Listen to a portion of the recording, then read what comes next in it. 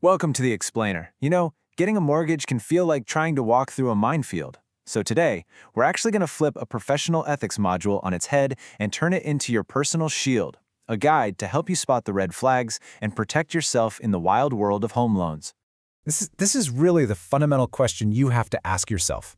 And getting the answer right is absolutely key to protecting what's probably going to be your biggest financial investment.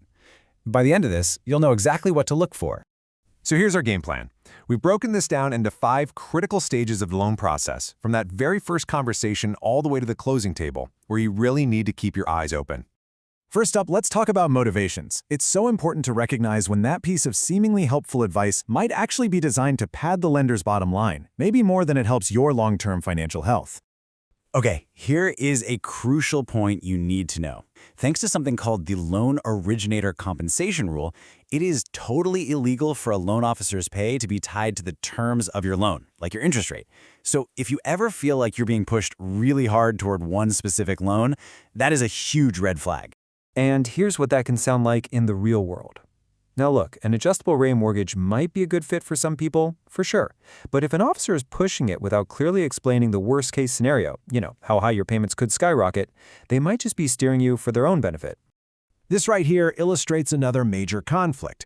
An officer might kind of nudge you, suggesting you call an investment property your primary home to get a way lower down payment. Yeah, it makes the deal look easier, but you're lying on a federal document. And let's be crystal clear, that isn't just unethical, it's mortgage fraud. Period.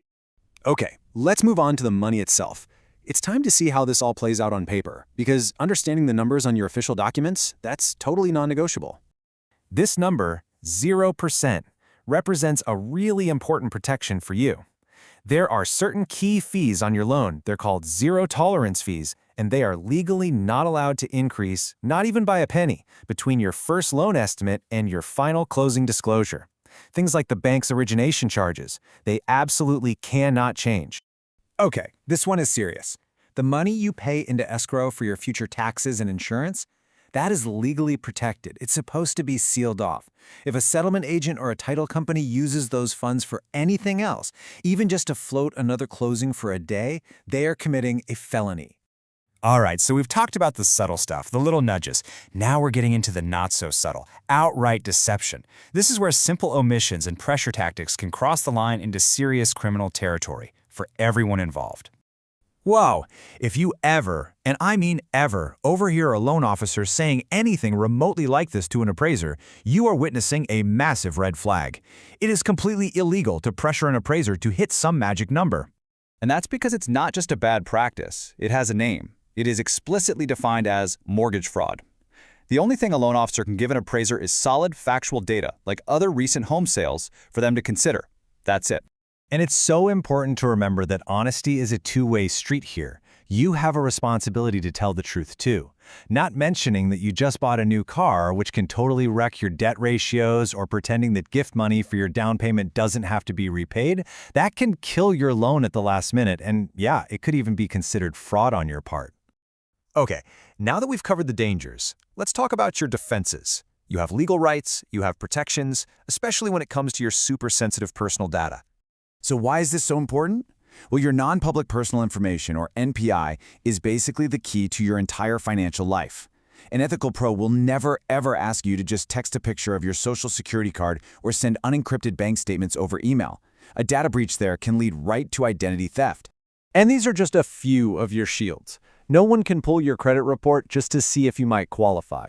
If you find a mistake on your statements, lenders have to respond to your written notice, and fast. And big conflicts of interest, like your loan officer also being your real estate agent, have to be disclosed to you in writing. Finally, let's talk about the home stretch. You're almost at the finish line, but this is when you have to be more alert than ever. Why? Because this is when one of the most financially devastating scams can happen. Okay, this could be the single most important slide in this entire explainer. Scammers are so good at sending fake emails that look exactly like they're from your title company. You must never, ever wire your life savings based on an email. Always stop and call a phone number you got from a trusted source way back at the start of the process to verbally confirm everything. That one phone call could literally save you from financial ruin. So what's the big takeaway from all this? It's that while there are plenty of great ethical people to help you, you are ultimately your own best advocate. Be transparent, be diligent, and never, ever be afraid to ask why. Those are your most powerful tools. So I'll just leave you with that to think about. It really is a team effort, but the one person with the most to lose and the most power to protect their own interests is you. And that's a wrap on part 2 of our mini-series on mortgage ethics. Hey, if you found this valuable, please give it a like, share it with anyone you know who's thinking about buying a home, and definitely subscribe for our final installment. We've also linked to more materials on this whole subject down below. Thanks for watching, and we'll see you next time.